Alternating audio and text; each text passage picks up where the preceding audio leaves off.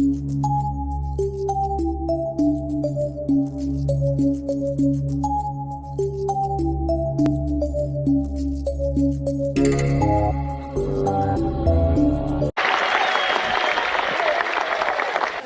am happy to join with you today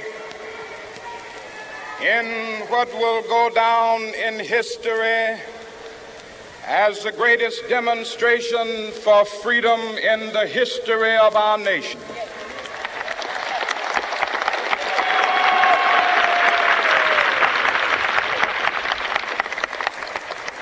Five score years ago,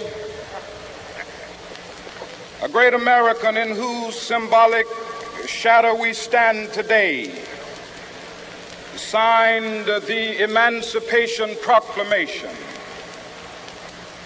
This momentous decree came as a great beacon light of hope to millions of Negro slaves who had been seared in the flames of withering injustice.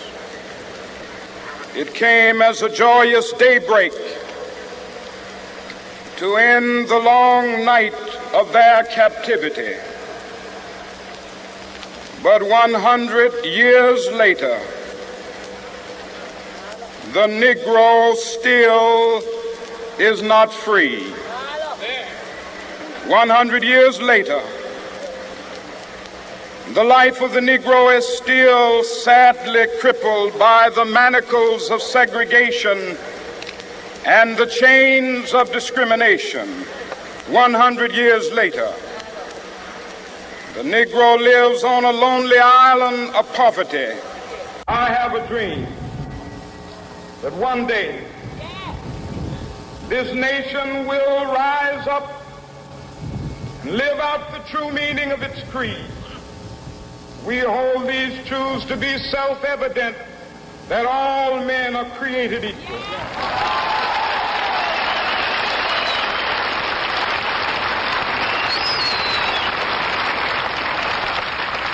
I have a dream that one day on the red hills of Georgia, sons of former slaves and the sons of former slave owners will they be able to sit down together at the table of brotherhood. I have a dream that one day, even the state of Mississippi, a state sweltering with the heat of injustice, sweltering with the heat of oppression, will be transformed into an oasis of freedom and justice. I have a dream. My four little children will one day live in a nation where they will not be judged by the color of their skin, but by the content of their character. I have a dream today.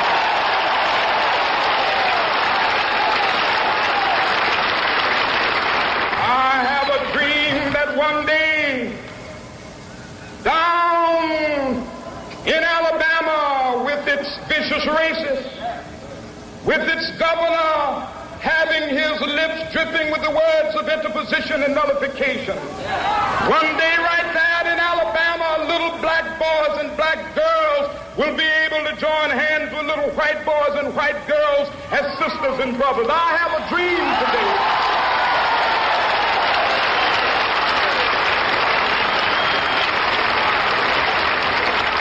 I have a dream that one day every valley shall be exalted, and every hill and mountain shall be made low. The rough places will be made plain, and the crooked places will be made straight, and the glory of the Lord shall be revealed, and all flesh shall see it together. This is our hope. This is the faith that I go back to the South with. With this faith, we will be able to hew out of the mountain of despair a stone of hope. With this faith, we will be able to transform the jangling discords of our nation into a beautiful symphony of brotherhood. With this faith, we will be able to work together, to pray together, to struggle together, to go to jail together, to stand up for freedom together, knowing that we will be free one day. This will be the day